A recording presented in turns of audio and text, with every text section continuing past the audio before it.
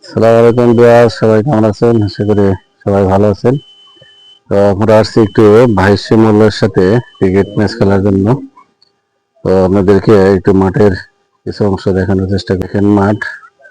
মাঠে ধান শুকানো আছে, এগুলা সরিয়ে ফেলা হচ্ছে। এই হলো মাঠ। এই যে মাঝখানে আপনাদের পিচ আছে, এই দেখেন এই পিচের উপর দিয়ে একজনে খ্যার নিয়ে বয়ে যাচ্ছেন। এটা হলো আমাদের খেলার পিচ। এই হলো বিদেশি মূল্যের পুরা মাঠ আপনাদেরকে একটু দেখানোর চেষ্টা করতেছি। এই দেখেন, বিশাল বড় মাঠ, ক্রিকেট ফুটবল খেলার উপযোগী একটা মাঠ।